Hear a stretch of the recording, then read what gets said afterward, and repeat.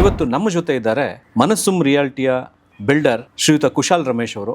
ಎಲ್ರಿಗೂ ನಮಸ್ಕಾರ. ಇವಾಗಿನ ನ್ಯೂ ಜನರೇಷನ್ ರಿಯಲ್ ಎಸ್ಟೇಟ್ ಅಲ್ಲಿ ಟೆಕ್ನಾಲಜಿ ಹೆಂಗೆ ಇನ್ಫ್ಯೂಸ್ ಮಾಡೋದು, ಸೊ ಇದನ್ನ ಹೆಂಗೆ ನೀವು ನಿಮ್ಮ ಕಾನ್ಸಂಟ್ರೇಷನ್, ನೀವು ಚೆನ್ನಾಗಿರೋ ಪ್ರಾಪರ್ಟಿ ಹುಡುಕಿ, ನೀವು ಬಿಲ್ಡಿಂಗ್ ಕಟ್ಟಿ, ನಾನು ಅಲ್ಲಿಂದ ಪೂರ್ತಿ ನಾನು ನೋಡ್ಕೊಳ್ತೀನಿ.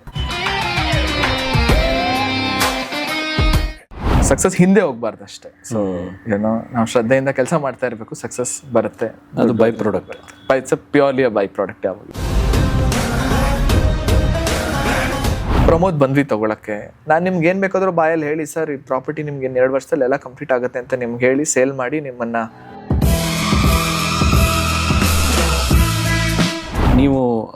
ನೀವು ಸೀನಿಯರ್ ಲಿವಿಂಗಿಗೆ ನಾವು ಬರೋಕ್ಕಿಂತ ಮುಂಚೆ ಈ ರಿಯಲ್ ಎಸ್ಟೇಟ್ ಮೇಲೆ ಆವಾಗ ನೀವು ಏನು ಚಾಲೆಂಜಸ್ನ ಫೇಸ್ ಮಾಡಿದ್ರಿ? ಚಾಲೆಂಜು ಅಂತಂದರೆ ಆವಾಗ ಬೇಸಿಕಲಿ ಇನ್ವೆಸ್ಟ್ಮೆಂಟ್ ದುಡ್ಡಿಲ್ಲ.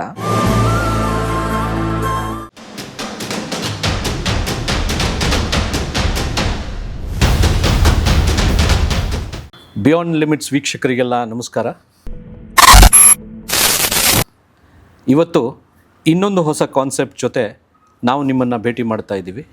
ಸೀನಿಯರ್ ಲಿವಿಂಗ್ ಅಂದರೆ ಏನು, ಇದು ಯಾವ ರೀತಿ ನಮ್ಮ ಭಾರತದಲ್ಲಿ ಎಲ್ಲ ಕಡೆ ಗ್ರೋತ್ ಆಗ್ತಾ ಇದೆ, ಇದ್ರ ಬಗ್ಗೆ ಜನರ ಮಿಸ್ಕನ್ಸೆಪ್ಷನ್ ಏನು, ಇದನ್ನೆಲ್ಲ ಇವತ್ತು ತಿಳ್ಕೊಳ್ಳೋಣ. ಇವತ್ತು ನಮ್ಮ ಜೊತೆ ಇದ್ದಾರೆ ಮನಸ್ಸುಮ್ ರಿಯಾಲಿಟಿಯ ಬಿಲ್ಡರ್ ಶ್ರೀಯುತ ಕುಶಾಲ್ ರಮೇಶ್ ಅವರು. ನಮಸ್ಕಾರ ಕುಶಾಲ್ ರಮೇಶ್ ಅವ್ರಿಗೆ. ಎಲ್ರಿಗೂ ನಮಸ್ಕಾರ. And thank you so much Pramod ಅವರಿಗೆ ಇವತ್ತು ನನ್ನ ಈ ಬಿಯಾಂಡ್ ಲಿಮಿಟ್ ಶೋಗೆ ಇನ್ವೈಟ್ ಮಾಡಿದ್ದಕ್ಕೆ. ಸೊ ಮುಂದೆ ಹೇಳ್ತಾ ಬರ್ತೀನಿ, ಮನಸ್ಸುಮ್ ಅಂದರೆ ಏನು, ಸೀನಿಯರ್ ಲಿವಿಂಗ್ ಕಾನ್ಸೆಪ್ಟ್ ಅಂದರೆ ಏನು, ಯಾಕೆ ಈ ಕಾನ್ಸೆಪ್ಟ್ ಹುಟ್ಕೊಂಡಿದೆ ಅಂತ ಡಿಸ್ಕಸ್ ಮಾಡೋಣ. ಎಸ್, ಸೀನಿಯರ್ ಲಿವಿಂಗ್ ಕಾನ್ಸೆಪ್ಟನ್ನು ಡಿಸ್ಕಸ್ ಮಾಡೋದಕ್ಕೆ ನಾವು ವೆರಿ ಯಂಗ್ ಪರ್ಸನನ್ನು ಕರೆದಿದ್ದೀವಿ. ಅದೇ ಇಂಪಾರ್ಟೆಂಟ್ ಅಲ್ವಾ, ಸೀನಿಯರ್ಸ್ನ ನೋಡ್ಕೊಳ್ಳೋಕ್ಕೆ ಯಂಗ್ ಎನರ್ಜಿ ಇರೋ ಅಂತ ಯಂಗ್ ಪರ್ಸನ್ ಬೇಕು. ಸೊ ಅದಕ್ಕೆ ಮೇ ಬಿ ಏನೋ ನನಗಿದು ಕರೆಕ್ಟ್ ಆಗಿರೋ ವೃತ್ತಿ ಅನಿಸ್ತು. ಸೊ ಅದಕ್ಕೋಸ್ಕರ ಸ್ಟಾರ್ಟ್ ಮಾಡಿದ್ದೀನಿ. ಎಸ್, ಸೊ ನಿಮ್ಮ ಬಾಲ್ಯ ಜೀವನದ ಬಗ್ಗೆ, ನೀವು ಬೆಂಗಳೂರು ಹುಡುಗ, ಕರೆಕ್ಟ್, ಅದ್ರ ಬಗ್ಗೆ ಎಲ್ಲ ಹೇಳಿ. ಹಾಗೆಯೇ ಈ ಸೀನಿಯರ್ ಲಿವಿಂಗ್ ನಿಮಗೆ ಹೇಗೆ ಮಾಡಬೇಕು ಅಂತ ಅನ್ನಿಸ್ತು, ಅಲ್ಲಿಗೆ ಹೇಗೆ ಬಂದ್ರಿ ನೀವು ಈ ಒಂದು ಇದಕ್ಕೆ? ಖಂಡಿತ. ಸೊ ಬಾಲ್ಯ ನಮ್ಮ ತಂದೆ ಬಂದು ಮೈಕೋಲ್ ಕೆಲಸ ಮಾಡ್ತಾಯಿದ್ರು, ಎಲೆಕ್ಟ್ರಾನಿಕ್ ಸಿಟಿ ಹತ್ತಿರ ನಾಗನಾಥಪುರ ಶಾಖೆಯಲ್ಲಿ. ನಮ್ಮ ತಂದೆ ನಾನು ಹುಟ್ಟಿದಾಗಿಂದ ಅಲ್ಲೇ ಕೆಲಸ ಮಾಡ್ಕೊಂಡು ಬಂದಿದ್ದಾರೆ.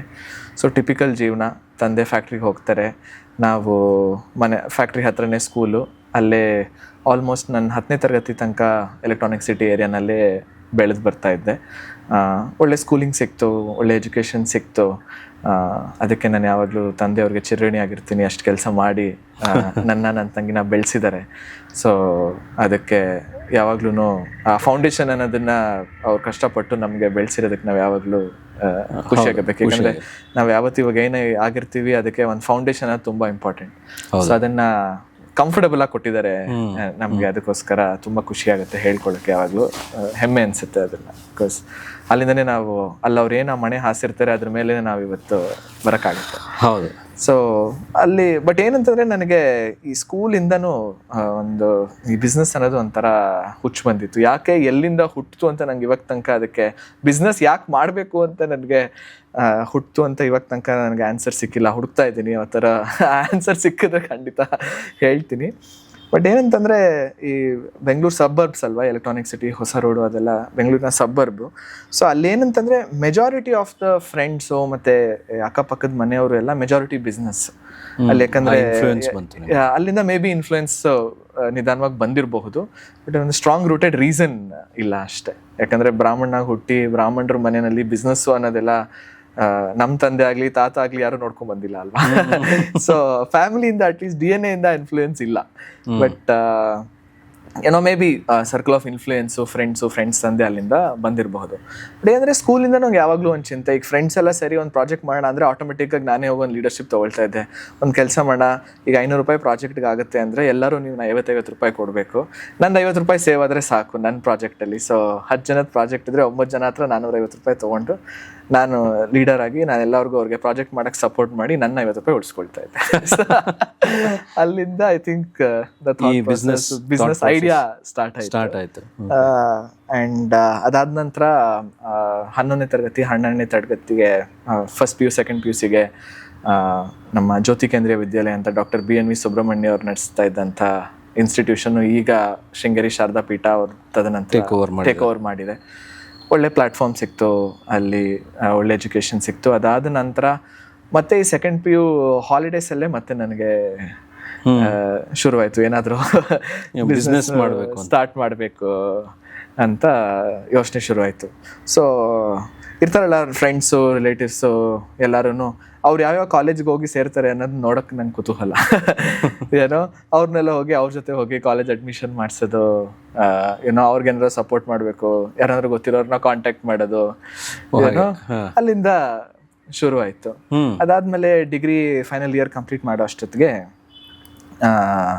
ನಮ್ಮ ತಾಯಿ ತಂಗಿ ಗಂಡ ನಮ್ಮ ಚಿಕ್ಕಪ್ಪ ಇಲ್ಲೇ ಕುಮಾರಸ್ವಾಮಿ ಲೇಔಟಲ್ಲಿ ರಿಯಲ್ ಎಸ್ಟೇಟ್ ವೃತ್ತಿ ನಡೆಸ್ತಾ ಇದ್ರು. ಅಂದ್ರೆ ಸೈಟ್ನ ಕೊಡ್ಸೋದು,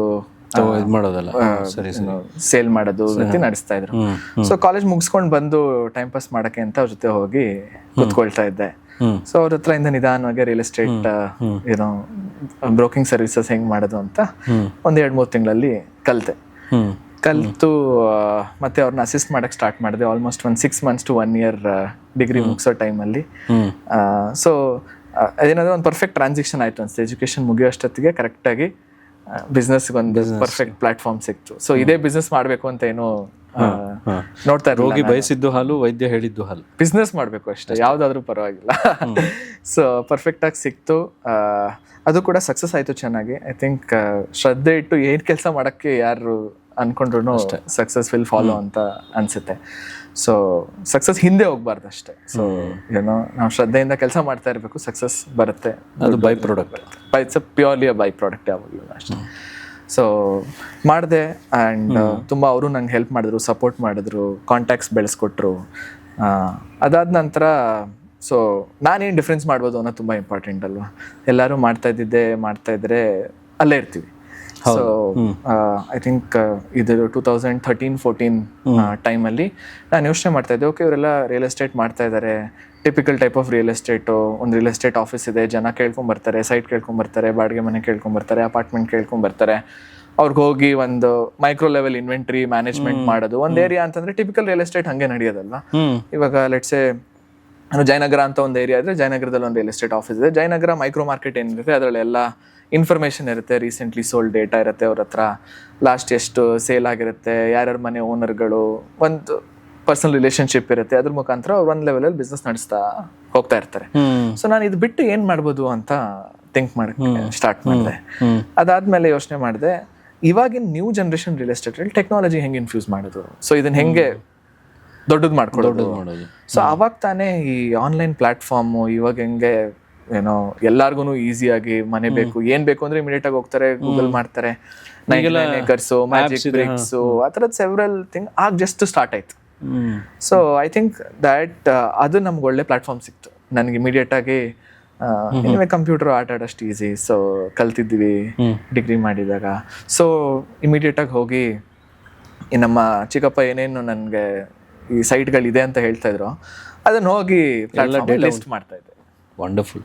ಸೊ ಇಮಿಡಿಯೇಟ್ ಆಗಿ ಪ್ಲಾಟ್ಫಾರ್ಮ್ ಏನು ಫ್ರೀ, ಅವಾಗ ದುಡ್ಡು ಕೊಡೋ ಅವಶ್ಯಕತೆ ಇರಲಿಲ್ಲ, ಲಿಸ್ಟ್ ಮಾಡ್ತಾ ಇದ್ದೆ. ಸೊ ಅವಾಗ ಏನಾಯ್ತು, ಕಸ್ಟಮರ್ ಕಾಂಟ್ಯಾಕ್ಟ್ ಮಾಡಕ್ ಶುರು ಮಾಡಿದ್ರು ಆನ್ಲೈನ್ ಇಂದ. ಸೊ ಅನ್ನೋನ್ ಕಸ್ಟಮರ್ ಡೇಟಾಬೇಸ್ ಬರಕ್ ಶುರು ಆಯ್ತು. ಅದರ್ವೈಸ್ ಅಲ್ಲಿ ತನಕ ಏನಾಗಿತ್ತು, ಲಿಮಿಟೆಡ್ ನಮಗೆ ಗೊತ್ತಿರುತ್ತೆ, ಅದು ಅವ್ರ ಇನ್ಯಾರಿಗೋ ಒಂದು ರೆಫರ್ ಮಾಡ್ತಾರೆ. That takes a lot of time. ಇವಾಗ ಜಾಲತಾಣ ಅಂತ ಬಂದ ತಕ್ಷಣ ನೀವು ಏನ್ ಇಷ್ಟು ಯೋಚನೆ ಮಾಡ್ತಾ ಇದೀರಾ, ಅದು ಇಡೀ ಜಗತ್ತಿಗೆ ಓಪನ್ ಆಗಕ್ಕೆ it's one click of a button ಅಂತ ನಾನು ಯಾವಾಗಲೂ ಹೇಳ್ತೀನಿ. ಸೊ ಅವಾಗ ನಿಮ್ಮ ಕಸ್ಟಮರ್ ಬೇಸು ದೊಡ್ಡದಾಗ್ತಾ ಹೋಯ್ತು. ಸೊ ಆನ್ಲೈನಲ್ಲಿ ಪ್ಲಾಟ್ಫಾರ್ಮ್ ಲಿಸ್ಟಿಂಗ್ ಮಾಡಕ್ ಸ್ಟಾರ್ಟ್ ಮಾಡಿದೆ. ನೆಕ್ಸ್ಟ್ ಏನ್ ಇನ್ನೊಂದು ಯೋಚನೆ, ಇದೆಲ್ಲ ಏನಂತಂದ್ರೆ ಒಂದೊಂದು 3 ತಿಂಗಳು. ಓಕೆ, ಈ 3 ತಿಂಗಳು ಆಯ್ತು, ಕಸ್ಟಮರ್ ಲಿಸ್ಟ್ ಮಾಡಕ್ ಸ್ಟಾರ್ಟ್ ಮಾಡಿದೆ. ಇಲ್ಲಿಂದ ಕಸ್ಟಮರ್ ಆಟೋಮೆಟಿಕ್ ಆಗಿ ಬರಕ್ ಶುರು ಮಾಡಿದ್ರು. ಓಕೆ, ನೆಕ್ಸ್ಟ್ ಏನ್ ಮಾಡೋದು? ಆಗೇನ್ ಮಾಡಿದೆ, ಇನ್ನು ಡಾಕ್ಯುಮೆಂಟೇಶನ್ ಬಗ್ಗೆ ಕಲ್ತ್ಕೊಳಕ್ ಶುರು ಮಾಡಿದೆ. ನಾನು ಇನ್ನೊಂದು ಎಕ್ಸ್ಟ್ರಾ ವ್ಯಾಲ್ಯೂ ಆಡ್ ಏನ್ ಮಾಡ್ಬೋದು. ಸೊ ಈಗ ಯಾರಾದ್ರೂ ಒಬ್ರು ಒಂದು ಸೈಟ್ ತಗೊಳ್ತಾರೆ ಅಂತಂದ್ರೆ ಅದ್ರ ಬ್ಯಾಕ್ ಗ್ರೌಂಡ್ ಏನು, ಅದ್ರ ಲೀಗಾಲಿಟೀಸ್ ಏನು, ಸೊ ಎಲ್ಲಾನು ಕಲ್ತ್ಕೊಳಕ್ ಸ್ಟಾರ್ಟ್ ಮಾಡಿದೆ. ಇವಾಗ ಒಂದು BDA ಲೇಔಟ್ ಅಂತಂದ್ರೆ ಏನೇನಿರುತ್ತೆ, BDA ಲೇಔಟ್ ನ ಮಾಡ್ಬೇಕು ಅಂತಂದ್ರೆ ಯಾವ್ಯಾವ ಪರ್ಮಿಷನ್ ಸಿಗ್ಬೇಕು, ಜನ ತಗೊಳಕ್ ಮುಂಚೆ ಏನೇನೋ ಒಂದು ಲಿಸ್ಟ್ ಇರ್ಬೇಕು ನಿಮ್ಮ ಹತ್ರ, ಹೆಂಗ್ ವೆರಿಫೈ ಮಾಡ್ಬೇಕು ಅದನ್ನ. ಸೊ ನಾನು ಎಷ್ಟು ಮುಂಚೆ ತನಕ ಹೋದೆ ಅಂದ್ರೆ ಬೆಂಗಳೂರು ಸಿಟಿ ಹೆಂಗ್ ನಿರ್ಮಾಣ ಆಯ್ತು, ಬೆಂಗಳೂರು ಸಿಟಿನಲ್ಲಿ ಫಸ್ಟ್ ಪ್ಲಾನಿಂಗ್ ಅಥಾರಿಟಿ CITB ಅಂತ ಬಂತು, ಅದೇಂಗ್ ಬಂತು, ಆ CITB ಇಂದ ಮುನ್ಸಿಪಲ್ ಕಾರ್ಪೊರೇಷನ್ ಹೆಂಗ್ ಡಿವೈಡ್ ಆಯ್ತು, ಆಮೇಲೆ ಬೆಂಗಳೂರು ಡೆವಲಪ್ಮೆಂಟ್ ಅಥಾರಿಟಿ ಏನಾಯ್ತು, ಎಲ್ಲಾನು ಕಲಿತಾ ಬಂದೆ. ಸೊ ಈ ಆನ್ಲೈನ್ ಪ್ಲಾಟ್ಫಾರ್ಮ್ ಜೊತೆಗೆ ಇದು enabler online platform, but knowledge base ನಮ್ದು. ಹಾಂ ಇವೆರಡನ್ನು ಮ್ಯಾಚ್ ಮಾಡಿ ಬಿಸ್ನೆಸ್ ಚೆನ್ನಾಗಿ ನಡೀತಾ ಇತ್ತು. ಅದಾದ್ಮೇಲೆ ಓಕೆ ಗ್ಯಾಪ್ ಎಲ್ಲಿದೆ, ಇದನ್ನು ಎಷ್ಟೊಂದು ಜನ ಮಾಡಕ್ ಶುರು ಮಾಡಿದ್ರು. ಬಿಕಾಸ್ ಈ ಎಲ್ಲ ಡೇಟಾ ಆನ್ಲೈನ್ ಅಲ್ಲಿ ಇಮಿಡಿಯೇಟ್ ಆಗಿ ಮ್ಯಾಜಿಕ್ ಬ್ರಿಕ್ಸ್ ನೀವೆಲ್ಲೇ ಹೋದ್ರೂ list of 31 documents that is required ಅಂತ ಈಸಿಲಿ ಸಿಗ್ತಾ ಇದೆ ಇವಾಗ. So it's online easily available data. ಮತ್ತೇನು ವ್ಯಾಲ್ಯೂ ಆ್ಯಡ್ ಮಾಡ್ಬೋದು. ಅದಾದ ನಂತರ ಏನು ಮಾಡಕ್ ಹೋದೆ, ಈ ಸ್ಮಾಲ್ ಟೈಮ್ ಡೆವಲಪರ್ಸ್ ಇರ್ತಾರೆ, ಅಂದರೆ ತುಂಬ ಚೆನ್ನಾಗಿರುವಂಥ ಏರಿಯಾ, JP ನಗರ ಇರ್ಬೋದು, ಜಯನಗರ ಇರ್ಬೋದು, 10 ಅಪಾರ್ಟ್ಮೆಂಟು 20 ಅಪಾರ್ಟ್ಮೆಂಟು ಆ ಥರ ಡೆವಲಪ್ ಮಾಡೋಂಥ ಎಷ್ಟೊಂದು ಜನ ಡೆವಲಪರ್ ಇದ್ದಾರೆ. ಬಟ್ ಅವ್ರಿಗೆ ಈ ಮಾರ್ಕೆಟಿಂಗ್ ಸ್ಕಿಲ್ ಇರಲ್ಲ. ಬಿಕಾಸ್ ಅವ್ರಿಗೆ ಅವರೇ ಡೆವಲಪರು, ಅವರೇ ಲಾಯರು, ಅವರೇ CRM ಎಕ್ಸ್ಪರ್ಟು, ಅವರೇ ಮಾರ್ಕೆಟಿಂಗ್ ಎಲ್ಲನೂ army most of the times. ಇಲ್ಲ ತಂದೆ ಮಗ ಇರ್ತಾರೆ, ಕಾಂಬಿನೇಷನ್ ಆ ಥರ. ಸೊ ಅಂಥವ್ರನ್ನ ಹೋಗಿ ಅಪ್ರೋಚ್ ಮಾಡಕ್ ಶುರು ಮಾಡಿದೆ. ನೀವು ನಿಮ್ಮ ಕಾನ್ಸಂಟ್ರೇಷನ್, ನೀವು ಚೆನ್ನಾಗಿರೋ ಪ್ರಾಪರ್ಟಿ ಹುಡುಕಿ, ನೀವು ಬಿಲ್ಡಿಂಗ್ ಕಟ್ಟಿ, ನಾನು ಅಲ್ಲಿಂದ ಪೂರ್ತಿ ನಾನು ನೋಡ್ಕೊಳ್ತೀನಿ. ಮಾರ್ಕೆಟಿಂಗ್ ಆ್ಯಂಡ್ ಸೇಲ್ಸ್ ಮಾಡೋದು, ಕಲೆಕ್ಷನ್ ಮಾಡೋದು, ಅವ್ರ ಪ್ರಾಪರ್ಟಿ ರಿಜಿಸ್ಟ್ರೇಷನ್ ಮಾಡೋದು, ಅವ್ರಿಗೆ ನೀಟಾಗಿ ಅವ್ರ ಮನೆ ಹೆಂಗೆ ಬೇಕೋ ಹಂಗೆ ಹ್ಯಾಂಡ್ ಓವರ್ ಮಾಡೋದು, ಆ ಪೋರ್ಷನ್ ಏನಿದೆ ಅದನ್ನ ನಾನು ನೋಡ್ಕೊಳ್ತೀನಿ. So it is a plug in service super that I started. But ಅದು ರೇರಾ ರಿಜಿಸ್ಟರ್ಡ್ ಇರಲ್ಲ, ಇನ್ನ ರೇರಾ ಬಂದಿರ್ಲಿಲ್ಲ. 2016 ಅಲ್ಲಿ ತುಂಬಾನೇ ಚೇಂಜಸ್ ಆಯ್ತು. ಅಂದ್ರೆ ನಾನು ಈ ಜರ್ನಿ ಸ್ಟಾರ್ಟ್ ಮಾಡಿ ಈ ಪ್ರಾಪರ್ಟೀಸ್ ಅಷ್ಟ್ರಲ್ಲಿ ಆಲ್ರೆಡಿ ನಾನು 2014 ಇಂದ 16 ತನಕ ಒಂದು 4-5 ಅಪಾರ್ಟ್ಮೆಂಟ್ ಕಾಂಪ್ಲೆಕ್ಸಸ್ನ ಅಂಡರ್ ರೈಟ್ ಮಾಡಿ ಈ ತರ ಸೇಲ್ಸ್ ಕಂಪ್ಲೀಟ್ ಮಾಡಿದ್ದೆ. 2016 ಅಲ್ಲಿ ನಮಗೆ 3 ಒಟ್ಟಿಗೆ ಬಂತು. GST ರಿಫಾರ್ಮೇಶನ್ ಆಯ್ತು, ವ್ಯಾಟ್ ಇಂದ GST ಚೇಂಜ್ ಆಯ್ತು, ಮತ್ತೆ ಡಿಮಾನಿಟೈಸೇಷನ್ ಆಯ್ತು. ಅದು ನಮ್ಮ ರಿಯಲ್ ಎಸ್ಟೇಟ್ ವೃತ್ತಿನಲ್ಲೇ it brought in a very good change. ನಾನು ಹೇಳಬೇಕು ಅಂದರೆ ವೆರಿ ಪಾಸಿಟಿವ್ ಚೇಂಜ್. ಬಿಕಾಸ್ ಏನಂತಂದರೆ ಕಸ್ಟಮರ್ಗೂ ಮತ್ತು ಸರ್ವಿಸ್ ಪ್ರೊವೈಡರ್ಗೂ, ಯಾರಾದರೂ ಇರಲಿ, ಡೆವಲಪರ್ ಇರಲಿ, ಯಾರಾದರೂ ಸರ್ವಿಸ್ ಪ್ರೊವೈಡರ್ ಇರಲಿ, ಅವ್ರ ಮಧ್ಯೆ ಗ್ಯಾಪ್ ಏನಿದೆಯಲ್ಲ ಅದು ಕಡಿಮೆ ಆಯಿತು ನನ್ನ ಪ್ರಕಾರ. ಬಿಕಾಸ್ ಇದು ಟ್ರಾನ್ಸ್ಪರೆನ್ಸಿ ತಂತು. ಬೇಸಿಕಲಿ ಡಿಮಾನಿಟೈಸೇಷನ್ ಆಗಿರ್ಬೋದು, GST ಆಗಿರ್ಬೋದು, ಅಥವಾ ರೇರಾ ಆಗಿರ್ಬೋದು, ಈ ಗ್ಯಾಪ್ ಏನಿತ್ತು ಈ ಡೆವಲಪರ್ ಮತ್ತು ಕಸ್ಟಮರ್ ಅಥವಾ ಸರ್ವಿಸ್ ಪ್ರೊವೈಡರ್ ಮತ್ತು ಕಸ್ಟಮರ್ ಹತ್ರ ಏನು ಗ್ಯಾಪ್ ಇತ್ತಲ್ಲ, ಟ್ರಾನ್ಸ್ಪರೆನ್ಸಿ ಕ್ರಿಯೇಟ್ ಆಗಿದ ತಕ್ಷಣ ಐ ಥಿಂಕ್ ಅವರಿಬ್ರು ಹತ್ರ ಆದ್ರು. ಅಫ್ಕೋರ್ಸ್ ತುಂಬಾ ಜನ ನಾವೆಲ್ಲ ಅವಾಗ ಮಾತಾಡ್ಕೊತಾ ಇದ್ವಿ. ಈ US ಆ ಕಡೆ ಯುರೋಪಲ್ಲೆಲ್ಲ ಅದೇ ತರ ಫುಲ್ ಟ್ರಾನ್ಸ್ಪರೆಂಟ್ ಆಗಿರುತ್ತೆ. ತಗೊಳ್ಳೋನು ಕೊಡೋನು ಒಬ್ರಿಗೊಬ್ರು ಮೀಟೇ ಮಾಡಿರಲ್ಲ, ಬಟ್ ಅವ್ರಿಗೆಲ್ಲ ಡಾಕ್ಯುಮೆಂಟ್ಸ್ ಲೀಗಲ್ ಪರ್ಫೆಕ್ಟ್ ಆಗಿರುತ್ತೆ. ಇವಾಗೂ ಅಷ್ಟೇ ಅಲ್ವಾ, ಇವಾಗ ಯಾವುದೇ ರೀತಿ ದೊಡ್ಡ ಡೆವಲಪರ್ ಆಗಿರ್ಬೋದು, ಯಾರನ್ನ ಹೋಗಿ ಯಾರ್ದಪ್ಪ ಇದು ಫೇಸ್ ವ್ಯಾಲ್ಯೂ ನೋಡಿ ತಗೊಳಕ್ ಆಗಲ್ಲ. ಟ್ರಸ್ಟ್ ಹೆಂಗ್ ಬಿಲ್ಡ್ ಆಗುತ್ತೆ. ರೇರಾ ಅಂತ ಒಂದು ರಿಜಿಸ್ಟರ್ಡ್ ಅಥಾರಿಟಿ ಇದೆ, ಅಲ್ಲಿ ಹೋಗಿ ಬಿಲ್ಡರ್ ಸಬ್ಮಿಟ್ ಮಾಡ್ತಾ ಇದ್ದಾರೆ, ನಾನು ಈ ದಿನ ಕನ್ಸ್ಟ್ರಕ್ಷನ್ ಸ್ಟಾರ್ಟ್ ಮಾಡ್ತೀನಿ, ಈ ದಿನದೊಳಗಡೆ ಟೆನಿ ಕಾಸ್ಟ್ ಕಂಪ್ಲೀಟ್ ಮಾಡ್ತೀನಿ, ಇಲ್ಲ ಅಂತಂದ್ರೆ ನನಗೆ ನಿಮ್ಮ ಕಡೆಯಿಂದ ಇಷ್ಟು ಪೆನಾಲ್ಟಿ ಹಾಕ್ಬೋದು ಅಂತ ಒಂದು ಸಬ್ಮಿಷನ್ ಮಾಡ್ತಾ ಇದ್ದಾರೆ. ಅದು ಪಬ್ಲಿಕಲ್ಲಿ ಎಲ್ಲರಿಗೂ ಅವೈಲೇಬಲ್ ಆಗುತ್ತೆ. ಸೊ ಅವಾಗ ಏನು ಗ್ಯಾರಂಟಿ, ಇವಾಗ ನಾನು ಯಾರೋ ಒಬ್ರು, ಫಾರ್ ಎಕ್ಸಾಂಪಲ್ ನಾನು ಕುಶಲ್ ಒಂದು ಡೆವಲಪರ್ ಹತ್ರ ನಾನು ಕೆಲಸ ಮಾಡ್ತಾ ಇದ್ದೀನಿ, ಪ್ರಮೋದ್ ಬಂದ್ವಿ ತಗೊಳಕ್ಕೆ, ನಾನು ನಿಮ್ಗೆ ಏನು ಬೇಕಾದ್ರೂ ಬಾಯಲ್ಲಿ ಹೇಳಿ, ಸರ್ ಈ ಪ್ರಾಪರ್ಟಿ ನಿಮ್ಗೆ 2 ವರ್ಷದಲ್ಲಿ ಎಲ್ಲ ಕಂಪ್ಲೀಟ್ ಆಗುತ್ತೆ ಅಂತ ನಿಮ್ಗೆ ಹೇಳಿ ಸೇಲ್ ಮಾಡಿ, ನಿಮ್ಮನ್ನ ಏನೋ ಸೇಲ್ ಕನ್ವರ್ಷನ್ ಮಾಡಿ, ನಾನು ಇವತ್ತು ಇರ್ತೀನೋ ಅಲ್ವಾ ಆರ್ಗನೈಸೇಷನ್ ಅಲ್ಲಿ, ನೆಕ್ಸ್ಟ್ 6 ಮಂತ್ಸ್ ಆದ್ಮೇಲೆ ಗೊತ್ತಿಲ್ಲ. ಆಮೇಲೆ ನೀವು ಹುಡ್ಕೊಂಬಂದ್ರೆ ಗೊತ್ತಿಲ್ಲ ಸರ್ ಅವತ್ತು ಹೇಳಿದ್ರು ನನಗೆ, ನಾನು ಅದನ್ನ ನಿಮ್ಗೆ ಏನು ಹೇಳಬೇಕು ಹೇಳಿದ್ದೆ, ಇವಾಗ ನನ್ನ ಕೇಳಿದ್ರೆ ಏನು ಮಾಡಲಿ ಅಂದರೆ ಆಗೋದಿಲ್ಲ. ಸೊ ಈ ಥರ ಟ್ರಾನ್ಸ್ಪರೆನ್ಸಿ ಬಂದಾಗ ಡೆಫಿನೆಟ್ಲಿ ಅದಕ್ಕೆ ನೀವು ನೋಡಿದ್ರೆ ನಮ್ಮ CAGR ಏನಿದೆ, year on year growth in terms of real estate, RERA ಮತ್ತು ಈ ಥರ ಟ್ರಾನ್ಸ್ಫಾರ್ಮೇಟ್ರಿ ಥಿಂಗ್ಸ್ ಬಂದಾಗ ನಮ್ಮ CAGR ಗ್ರೋತ್ ತುಂಬ ಜಾಸ್ತಿ ಆಗಿದೆ. ಹೆಂಗೆ 2012-13 ಜನ ಮನೆ ಮೇಲೆ ಅಥವಾ ರಿಯಲ್ ಎಸ್ಟೇಟ್ ಮೇಲೆ ಹೂಡಿಕೆ ಎಷ್ಟು ಮಾಡ್ತಾಯಿದ್ರು, ಇವಾಗ 2016 ಆದಮೇಲೆ 2018 ಆದಮೇಲೆ ಕೋವಿಡ್ ಆದಮೇಲೆ ಇನ್ನೂ ನೋಡಿದ್ರೆ CAGR growth is super, complete ಆಗಿ ಅಪ್ವರ್ಡ್ಸ್ ಗ್ರೋತ್ ಇದೆ ಕಂಪ್ಲೀಟ್ಲಿ. ಬಿಕಾಸ್ ಇನ್ವೆಸ್ಟರ್ಗೆ ಕಾನ್ಫಿಡೆನ್ಸ್ ಬರ್ತಾ ಇದೆ ಅಲ್ವಾ. ಹೌದು. ಸೊ ಡೈವರ್ಸಿಫಿಕೇಶನ್ ಈಸಿ ಆಗ್ತದೆ. ಹೆಂಗೆ ಇವಾಗ ರಿಯಲ್ ಎಸ್ಟೇಟ್ ಟ್ರಾನ್ಸ್ಫಾರ್ಮೇಶನ್ ಕಂಪ್ಲೀಟ್ ಆಗಿ ಇವಾಗ ಮ್ಯೂಚುವಲ್ ಫಂಡ್ ಸ್ಟಾಕ್ ಮಾರ್ಕೆಟ್ ಮೇಲೆ ನಿಧಾನಕ್ಕೆ ಪ್ರತಿಯೊಬ್ಬರಿಗೂ ಆಕ್ಸೆಸಿಬಿಲಿಟಿ ಸಿಗ್ತಾ ಇದೆ, ಆ ಥರ that was a good year. I think I was one of the luckiest to real estate ಇಂಡಸ್ಟ್ರಿಗೆ ಎಂಟರ್ ಆಗಕ್ಕೆ. Educated people, knowledgeable people real estate ಇಂಡಸ್ಟ್ರಿನೇ. ಬಿಕಾಸ್ ರಿಯಲ್ ಎಸ್ಟೇಟ್ ಇಂಡಸ್ಟ್ರಿ ಇವತ್ತು ನೋಡಿದ್ರೆ it is one of the most unorganised sector ಅಂತ ಒಂದು ಮೂಢನಂಬಿಕೆ. ಹೌದು, ಅದಿತ್ತು ಮುಂಚೆ, ಬಟ್ ಈಗಿಲ್ಲ ಅಂತ. ಇವಾಗಿಲ್ಲ, ಬಿಕಾಸ್ ಈ ಟ್ರಾನ್ಸ್ಫಾರ್ಮೇಶನ್, ಈ ಟ್ರಾನ್ಸ್ಪರೆನ್ಸಿ ಎಲ್ಲ ಬಂದಾಗಿಂದ ಡೆಫಿನೆಟ್ಲಿ ತುಂಬಾ ಚೇಂಜ್ ಆಗಿದೆ. ಸೊ ಅದೇ ರಿಯಲ್ ಎಸ್ಟೇಟ್ ಎಕ್ಸ್ಕ್ಲೂಸಿವ್ ಮಾರ್ಕೆಟಿಂಗ್ ಅಂತ ಟರ್ಮಿನಾಲಜಿ ಇದಕ್ಕೆ. ಬೇಸಿಕಲಿ ನಾನು ತಗೊಂಡು ಈ 20, 30, 50 ಅಪಾರ್ಟ್ಮೆಂಟ್ ಏನಿರುತ್ತೆ ಅದನ್ನ ಎಕ್ಸ್ಕ್ಲೂಸಿವ್ಲಿ ನಾನು ಮಾರ್ಕೆಟಿಂಗ್ ಮಾಡಿ ಸಪೋರ್ಟ್ ಮಾಡಿ ಡೆವಲಪರ್ಸ್ಗೆ ಕಂಪ್ಲೀಟ್ ಪ್ರಾಸೆಸ್ ಮಾಡಿಕೊಡ್ತಾರೆ. ಇದು ಮಾಡ್ತಾ ಇದ್ದಾಗ ಸೀನಿಯರ್ ಲಿವಿಂಗ್ ಅನ್ನೋ ಕಾನ್ಸೆಪ್ಟ್ಗೆ ನಾನು ಮೀಟ್ ಮಾಡಿದ್ದು is by an accident. Super. So ಇಲ್ಲಿ ನೀವು ಸೀನಿಯರ್ ಲಿವಿಂಗಿಗೆ ನಾವು ಬರೋಕ್ಕಿಂತ ಮುಂಚೆ ಈ ರಿಯಲ್ ಎಸ್ಟೇಟ್ ಮೇಲೆ ಆವಾಗ ನೀವು ಏನು ಚಾಲೆಂಜಸ್ಸನ್ನು ಫೇಸ್ ಮಾಡಿದ್ರಿ? ಈ ಬಿಲ್ಡರ್ಸ್ ಹತ್ರ ತೊಗೊಂಡು ನೀವು ಮಾರ್ಕೆಟಿಂಗ್ ಮಾಡಿ ಪ್ಲಗ್ ಇನ್ ಮಾಡಿಕೊಡುವಾಗ ನೀವು ವಾಟ್ ವರ್ ದ ಚಾಲೆಂಜಸ್ ಅಲ್ಲಿ ಏನು ಇಶ್ಯೂಸು ಏನು ಚಾಲೆಂಜಸ್ ಇಶ್ಯೂಸ್ ಅಂತ ಏನೂ ಇಲ್ಲ. ಚಾಲೆಂಜು ಅಂತಂದರೆ ಅವಾಗ ಬೇಸಿಕಲಿ ಇನ್ವೆಸ್ಟ್ಮೆಂಟ್ ದುಡ್ಡಿಲ್ಲ, ಇನ್ವೆಸ್ಟ್ಮೆಂಟ್ ಬರೀ ಇದೆ.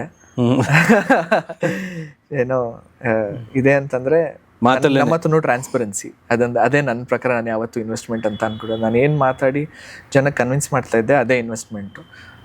ಆಗಿನ್ನೂ ಸ್ಟಾರ್ಟಪ್ ಐಡಿಯಾ ಅಥವಾ ಇದರಿಂದಾದರೂ ದುಡ್ಡು ತರ್ಬೋದು ಅಂತ ಐಡಿಯಾ ಇರಲಿಲ್ಲ. ಮೇ ಬಿ ಅವಾಗ ಗ್ರೋತ್ಗೆ one of the major challenge ಅಂದರೆ ಒಟ್ಟಿಗೆ 10 ಪ್ರಾಪರ್ಟಿನ ಮಾರ್ಕೆಟಿಂಗ್ ತೊಗೊಂಡ್ರೆ ಅಷ್ಟೊತ್ತಕ್ಕೂ ಮಾರ್ಕೆಟಿಂಗ್ ಬಜೆಟ್ನ ಇನ್ವೆಸ್ಟ್ ಮಾಡಬೇಕು. Developer is a success fee ಅಲ್ವಾ, ರಿಯಲ್ ಎಸ್ಟೇಟ್ ಯಾವತ್ತಿದ್ರೂ ಸಕ್ಸಸ್ ಫೀ. ನೀವು ಸೇಲ್ ಮಾಡಿ ಡೆವಲಪರ್ಗೆ ದುಡ್ಡು ಹೋದ್ಮೇಲೆ ನಿಮ್ಗೆ ದುಡ್ಡು ಕೊಡ್ತಾರೆ. ಹೌದು. ಸೊ ಆ ಸಕ್ಸಸ್ ಫೀ ಮೇಲೆ ಕೆಲಸ ಮಾಡೋದಕ್ಕೆ ಇಮಿಡಿಯೇಟ್ ಎಕ್ಸ್ಪಾನ್ಸಿವ್ ಗ್ರೋತ್ಗೆ ಅದೊಂದೇ ಚಾಲೆಂಜ್ ಇದೆ ನನಗೆ. ಅದರ್ವೈಸ್ ನಾನು ಹೋಗಿ ಯಾವ ಡೆವಲಪರ್ ಜೊತೆ ಸೈನ್ ಮಾಡ್ತಾ ಇದ್ದೆ, ನಾನು ಕಂಪ್ಲೀಟ್ ಡಾಕ್ಯುಮೆಂಟ್ಸ್ ಫಸ್ಟ್ ಕ್ಲೀನಾಗಿ ವೆರಿಫೈ ಮಾಡಿ ನೋಡಿಕೊಂಡು ನಾನು ಆ ಮನೆ ತಗೊಳ್ಬಹುದಾ, ನಾನು ಈ ಮನೆ ತಗೊಳ್ತಾ ಇದ್ನ, ನಾನು ಕಸ್ಟಮರ್ ಆಗಿ ನಾನು ಈ ಮನೆ ತಗೊಳ್ತಾ ಇದ್ನ ಅಟ್ ಎನಿ ಲೆವೆಲ್. ಇವಾಗ ನಾನು 50 ಲಕ್ಷ ರೂಪಾಯಿ ನನಗೆ ಬಜೆಟ್ ಇದ್ರೆ ನಾನು ಈ 50 ಲಕ್ಷ ರೂಪಾಯಿ ಮನೆ ತಗೊಳ್ತಾ ಇದ್ನ, ಅಥವಾ 2 crore ಮನೆ ಇರ್ಬೋದು, 2 ಕೋಟಿ ಮನೆ ಇರ್ಬೋದು. ಆ 2 ಕೋಟಿ ಮನೆಯಲ್ಲಿ ಏನೇನು ಅವಶ್ಯಕತೆ ಇದೆ, ಏನೇನು ಬೇಕು, ಅದಕ್ಕೊಂದು ವ್ಯಾಲ್ಯೂ ಆಡ್ ಇದೆಯಾ ಆ 2 ಕೋಟಿಗೆ, ಅದನ್ನ ನಾನು ಅಸೆಸ್ ಮಾಡಿ ನನಗೆ ಕಂಫರ್ಟಬಲ್ ಅನ್ಸಿದ್ರೆ ಮಾತ್ರ ನಾನು ಅದನ್ನು ಕಸ್ಟಮರ್ಗೆ ಸೇಲ್ ಮಾಡ್ತೇನೆ. ಈಗ ಬಿಲ್ಡರು ಇಂಥ ಟೈಮಲ್ಲಿ ನಾನು ಹ್ಯಾಂಡ್ ಓವರ್ ಮಾಡ್ತೀನಿ, ಇಂಥ ಟೈಮಲ್ಲಿ ಕನ್ಸ್ಟ್ರಕ್ಷನ್ ಮುಗಿಸಿ ಕೊಡ್ತೀನಿ ಇದಕ್ಕೆ ಚೆಕ್ ಇನ್ ಆಗೋದಕ್ಕೆ ಅಂತ ಹೇಳಿರ್ತಾರೆ. ಹೌದು. ಬಟ್ ಆ ಟೈಮಲ್ಲಿ ಅವರು ಕನ್ಸ್ಟ್ರಕ್ಷನನ್ನು ಮುಗಿಸೋದಿಲ್ಲ. ಕರೆಕ್ಟು. ಆವಾಗ ನಿಮಗೆ ಯಾವ ರೀತಿ ತೊಂದರೆಗಳಾಗುತ್ತೆ ಇದರಲ್ಲಿ? ಖಂಡಿತ. ಏನು ಅಂತಂದರೆ 2-3 ಥರ ಡಿಫ್ರೆಂಟ್ ಚಾಲೆಂಜ್ ಅದರಲ್ಲಿ. ಒಂದು ಮೆಜಾರಿಟಿ ಆಫ್ ದ ಚಾಲೆಂಜ್ ಏನಾಗುತ್ತೆ ಅಂದರೆ ಬಿಲ್ಡರ್ಸ್ ಜನರಲಿ ಏನು ಮಾಡ್ತಾರೆ, ಫಂಡ್ಸ್ನ ಡೈವರ್ಟ್ ಮಾಡೋದು is a general habit from the developer industry. ಮುಂಚೆ ಈಗ ಕಡಿಮೆ ಆಗಿದೆ, ಡೆಫಿನೆಟ್ಲಿ ರೇರಾ ಎಲ್ಲ ಬಂದಮೇಲೆ ತುಂಬ ಕಡಿಮೆ ಆಗಿಬಿಟ್ಟಿದೆ. ಬಟ್ ಮುಂಚೆ ಏನು ಮಾಡ್ತಾರೆ ಅಂದರೆ, ಈ ಪ್ರಾಪರ್ಟಿ ತೊಗೊಂಡಿದ್ದಾರೆ, ಈ ಬಿಲ್ಡಿಂಗ್ ಕಟ್ಟಕ್ಕೆ ಸ್ಟಾರ್ಟ್ ಮಾಡಿದ್ದಾರೆ, ಇದರಿಂದ ಇಷ್ಟು ದುಡ್ಡು ಬರ್ತಾ ಇದೆ, ಮಿಸ್ಕ್ಯಾಲ್ಕುಲೇಷನ್ ಮಾಡಿ ಈ ಪ್ರಾಪರ್ಟಿನ ಕಂಪ್ಲೀಟ್ ಮಾಡೋಕ್ಕೆ ಎಷ್ಟು ದುಡ್ಡು ಬೇಕು ಅದನ್ನು ಫಸ್ಟ್ ಎತ್ತಿಟ್ಬಿಟ್ಟು ಬ್ಯಾಲೆನ್ಸ್ನ ಅವರು ಬೇರೆ ಕಡೆ ಇನ್ವೆಸ್ಟ್ ಮಾಡಿದ್ರೆ ಇದಕ್ಕೆ ತೊಂದರೆ ಆಗಲ್ಲ. ಬಟ್ ಮೆಜಾರಿಟಿ ಏನು ಮಾಡ್ತಾರೆ, ಸೇಲ್ಸ್ ಚೆನ್ನಾಗಾದ್ರೂ ಇಲ್ಲಿಂದ ದುಡ್ಡನ್ನ ಡೈವರ್ಟ್ ಮಾಡಿ ಬೇರೆ ಕಡೆ ಇನ್ವೆಸ್ಟ್ಮೆಂಟ್ ಮಾಡೋಕ್ಕೆ ಹೋಗಿ ಅಥವಾ ಪರ್ಸ್ನಲ್ ಯುಟಿಲೈಸೇಷನ್ ಮಾಡಿಕೊಂಡು ಇಲ್ಲಿ ಕರೆಕ್ಟಾಗಿ ಪ್ರಾಪರ್ಟಿನ ಡೆವಲಪ್ ಮಾಡಲಿಲ್ಲ ಅಂದರೆ ಡೆಫಿನೆಟ್ಲಿ ಎಂಡ್ ಯೂಸರ್ಗೆ ಕಷ್ಟ ಆಗುತ್ತೆ. ಎಸ್ಪೆಷಲಿ ನಮ್ಮ ದೇಶದಲ್ಲಿ ಯಾರೂ ಎವ್ರಿ 6 months ಅಥವಾ ಎವ್ರಿ 2 years ಒಂದು ಮನೆ ತೊಗೊಳ್ಳಲ್ಲ. ಮೆಜಾರಿಟಿ ಆಫ್ ದ ಪಾಪ್ಯುಲೇಷನ್ಗೆ ಮನೆ ಅನ್ನೋದು ಒಂದು ಲೈಫ್ ಟೈಮ್ ಡ್ರೀಮ್. ಒಂದ್ಸರಿ ಮನೆ ತಗೊಂಡು ಖುಷಿಯಾಗಿರೋದು is the lifetime dream ಪ್ರತಿಯೊಬ್ಬರಿಗೂ. ಅವರು ಅದಕ್ಕಿಂತ ಮುಂಚೆ ಮಿನಿಮಮ್ 10 ವರ್ಷ, 15 ವರ್ಷ, 20 ವರ್ಷ ಶ್ರಮ ಪಟ್ಟು ಆ ದುಡ್ಡನ್ನ ಕೂಡಿಟ್ಟು ಅದಕ್ಕೊಂದು ಡೌನ್ ಪೇಮೆಂಟ್ ಕಟ್ಟು ಆಮೇಲೆ ಮನೆ ತಗೊಳಕ್ಕೆ ಪ್ಲಾನ್ ಮಾಡ್ತಾರೆ ರೆಗ್ಯುಲರ್ ಆಗಿ. ಸೊ ದಟ್ ಇಸ್ ದ ಜೀವಮಾನದ ಸಾಧನೆ. ಖಂಡಿತ ಮೆಜಾರಿಟಿ ಅವ್ರಿಗೆ ಜೀವಮಾನದ ಸಾಧನೆ ಇದು. ಸೊ ಅದರಿಂದ ಮೇಜರ್ ಚಾಲೆಂಜು ಡೆವಲಪರ್ ಕಂಪ್ಲೀಟ್ ಮಾಡಲಿಲ್ಲ ಅಂತಂದರೆ ನಮ್ಮ ಮೇಲೆ ಡೈರೆಕ್ಟ್ ಪರಿಣಾಮ ಬೀಳುತ್ತೆ. ಬಿಕಾಸ್ ಯಾಕಂದರೆ ನಾವು ಡೆವಲಪರ್ನ ಫ್ರಂಟ್ ಫೇಸಲ್ಲಿ ರೆಪ್ರೆಸೆಂಟ್ ಮಾಡಿರ್ತೀವಿ. Majority of the times customer ಯಾರು ಡೆವಲಪರ್ನ ಹೋಗಿ ಮೀಟ್ ಮಾಡಿರಲ್ಲ, ಎಸ್ಪೆಷಲಿ ಮಿಡ್ ಸೆಗ್ಮೆಂಟ್ ಡೆವಲಪರ್ ಇದ್ದಾಗ ಅಥವಾ ಲೋವರ್ ಸೆಗ್ಮೆಂಟ್ ಡೆವಲಪರ್ ಇದ್ದಾಗ ನಾವು ಅವ್ರಿಗೆ ಆ ಟ್ರಸ್ಟ್ನ ಬಿಲ್ಡ್ ಮಾಡಿ ನಾವು ಅವ್ರ ಮುಖಾಂತರ ನಾವು ಕಂಪ್ಲೀಟ್ ಸೇಲ್. ಲಕ್ಕಿಲಿ ನನ್ನ ವೃತ್ತಿನಲ್ಲಿ ನಾನು ಯಾರ್ಯಾರನ್ನ ರೆಪ್ರೆಸೆಂಟ್ ಮಾಡಿದ್ದೆ ಆ ಥರ ಚಾಲೆಂಜ್ ಎಲ್ಲೂ ಬರಲಿಲ್ಲ. ಒಬ್ಬರ ಹತ್ರ ಬಂತು, ಬಟ್ ಜೆನ್ಯೂನ್ ಚಾಲೆಂಜು. ಅವ್ರ ಬೇರೆ ಯಾವುದೋ ಒಂದು ಇನ್ಫ್ರಾಸ್ಟ್ರಕ್ಚರ್ ಕಂಪ್ನಿ ಇತ್ತು ಅವ್ರದ್ದು, ಈ ಲಾರ್ಜ್ ಪೋರ್ಟ್ಸು ಮತ್ತು ಡ್ಯಾಮು ಆ ಥರ ಕನ್ಸ್ಟ್ರಕ್ಷನ್ ಮಾಡ್ತಾಯಿದ್ರು ಒಂದು ಇನ್ಫ್ರಾಸ್ಟ್ರಕ್ಚರ್ ಕಂಪ್ನಿ. ಅವರು ಇದನ್ನೊಂದು ಸಣ್ಣ ರೆಸಿಡೆನ್ಷಿಯಲ್ ಪ್ರಾಜೆಕ್ಟು ಜೊತೆಯಾಗಿ ಮಾಡೋಕ್ಕೆ ಶುರು ಮಾಡಿದ್ರು. ನಾನು ಸ್ಟಾರ್ಟ್ ಮಾಡಿದಾಗ ಮೇ ಬಿ ಅವರು 2014-15 ಒಂದು ಏನಿಲ್ಲ ಅಂತಂದ್ರು ಒಂದು 100-120 ಕೋಟಿ ಅಷ್ಟು ಪ್ರಾಜೆಕ್ಟ್ ಮಾಡ್ತಾಯಿದ್ರು ಅವರು ಅವಾಗ.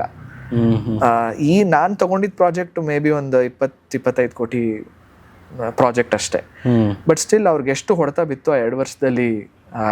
ಗೌರ್ಮೆಂಟ್ ಚೇಂಜ್ ಆಯಿತು, ಆಗ ಎಲ್ಲೋ UP, ಬಿಹಾರು ಆ ಥರ ಜಾಗದಲ್ಲಿ ಪ್ರಾಜೆಕ್ಟ್ಸ್ ಮಾಡ್ತಾಯಿದ್ರು. ಗೌರ್ಮೆಂಟ್ ಚೇಂಜ್ ಆಗಿದ್ದಕ್ಕೆ ಅವ್ರಿಗೆ ಬಿಲ್ಸ್ ರಿಲೀಸ್ ಆಗಲಿಲ್ಲ, ಫೈನಾನ್ಷಿಯಲ್ ಲಾಸಸ್ ವಿಪರೀತ ಆಗೋಯ್ತು. ಆ ದೊಡ್ಡ ಇಂಪ್ಯಾಕ್ಟಿಂದ ಇಲ್ಲಿಗೂ ಇಂಪ್ಯಾಕ್ಟ್ ಡಿಲೇ ಮಾಡಿದ್ರು 1 ವರ್ಷ, ಬಟ್ ಅಟ್ಲೀಸ್ಟ್ ಕ್ಲಿಯರ್ ಮಾಡಿಕೊಟ್ರು ಎಲ್ಲಾನು. ಎಲ್ಲರಿಗೂ ಅರ್ಥ ಆಯ್ತು. ಅಟ್ಲೀಸ್ಟ್ 23 ಜನ ಕಸ್ಟಮರ್ ಏನಿದ್ರು ಅವ್ರಿಗೆ ಅಷ್ಟು ಜನಕ್ಕೆ ನಾನು ಹೋಗಿ ಆ ಬ್ರಿಡ್ಜ್ ಮಾಡ್ತಾ ಇದ್ದೆ. ಅಟ್ಲೀಸ್ಟ್ ಈ ರೀಸನ್ಗೋಸ್ಕರ ಡಿಲೇ ಆಗ್ತಾ ಇದೆ, ಬಟ್ ಮಾಡ್ಕೊಡ್ತಾರೆ, ಖಂಡಿತ ಸಾಲ್ವ್ ಮಾಡ್ಕೊಡ್ತಾರೆ, ನಮಗೆ ಕಂಪ್ಲೀಟ್ ಮಾಡ್ಕೊಡ್ತಾರೆ ಅಂತ. ಒಂದು ವರ್ಷ ಎಕ್ಸ್ಟ್ರಾ ಡಿಲೇ ಆಯಿತು, ಬಟ್ ಅಷ್ಟು ಮಾಡಿಕೊಟ್ರು. ಸೊ ಅಂಥ ಚಾಲೆಂಜಸ್ ಅಲ್ಲಿ ನೀವೆಲ್ಲ ಹ್ಯಾಂಡಲ್ ಮಾಡಿ ಇಬ್ಬರು ಬ್ರಿಡ್ಜ್ ಮಾಡಿ ಅವ್ರನ್ನೂ ಯಾವಾಗ ನಂಗೆ ಬೇಕು ಅನ್ಸುತ್ತೆ ಡೆವಲಪರ್ನೂ ಕರೆದು ಕಸ್ಟಮರ್ ಜೊತೆನೂ ಮೀಟ್ ಮಾಡಿ ಹೇಳಕ್ಕೆ ಹೇಳಿದೆ, ಈ ಥರ ಚಾಲೆಂಜ್ ಇದೆ ಬಟ್ ನಾನು ನಿಮ್ಮ ಜೊತೆಗಿದ್ದೀನಿ, ಸಾಲ್ವ್ ಮಾಡ್ಕೊಡ್ತೀನಿ ಅಂತ ಹೇಳಿ. ಐ ಥಿಂಕ್ ಅದು ಒಂದು ಲೆವೆಲ್ ಆಫ್ ಟ್ರಾನ್ಸ್ಪರೆನ್ಸಿ ತುಂಬ ಇಂಪಾರ್ಟೆಂಟ್ ಅದು. ಹೌದು. ಈ ದೊಡ್ಡ ಬಿಲ್ಡರ್ಸ್ ಅದನ್ನ ನೀವು ಮಾರ್ಕೆಟಿಂಗ್ ಯಾವತ್ತೂ ಮಾಡಿಲ್ಲ? ಮಾಡಿದ್ದೀನಿ ಬಟ್ ಲಾರ್ಜರ್ ಲೆವೆಲಲ್ಲಿ ಮಾಡಲಿಲ್ಲ. ಸೇಲ್ ಮಾಡಿದ್ದೀನಿ ಪ್ರಾಪರ್ಟೀಸ್, ಪ್ರೆಸ್ಟೀಜ್ ಇರ್ಬೋದು, ಬ್ರಿಗೇಡ್ ಇರ್ಬೋದು, ಅವ್ರ ಪ್ರಾಪರ್ಟೀಸ್ನು ಸೇಲ್ ಮಾಡಿದ್ದೀನಿ. ಆಮೇಲೆ ಬ್ರಿಗೇಡ್ ಇವರೆಲ್ಲ ಅಲ್ಲಿ ಟಾಪ್ ಲೆವೆಲ್ ಎಕ್ಸಿಕ್ಯೂಟಿವ್ಸ್ ಹತ್ರ ಮಾತಾಡಿದಾಗ ಈ ಏನು ರೂಲ್ಸ್ ಆ್ಯಂಡ್ ರೆಗ್ಯುಲೇಷನ್ ಬಂದಿದೆ ಅದು ಬರೋಕ್ಕಿಂತ ಮುಂಚೆನೇ ನಾವು ಅದನ್ನು ನಾವೇ ಹಾಕ್ಕೊಂಡು ಫಾಲೋ ಮಾಡ್ತಾ ಇದ್ದೀವಿ. 100 ಯಾವಾಗಲೂ ಅಷ್ಟೇ. ನನಗೆ ಗೊತ್ತಿರೋ ಹಾಗೆ ಈ Tier 1 ಡೆವಲಪರ್ಸ್ ಅಷ್ಟೇ, ಎಸ್ಪೆಷಲಿ ಬೆಂಗಳೂರಲ್ಲಿ ನಾನು ಎಲ್ಲ ಪುಣ್ಯವಂತರು ನಿಜವಾಗ್ಲೂ ಹೇಳಬೇಕು ಅಂದರೆ, ಯಾವುದೋ 1-2 ಡೆವಲಪರ್ ಅಷ್ಟೇ ಕಂಪ್ಲೀಟ್ ಬ್ಯಾಂಕ್ರಪ್ಸಿ ಆಗಿ ಪ್ರಾಬ್ಲಮ್ಸ್ ಆಗಿರೋದು.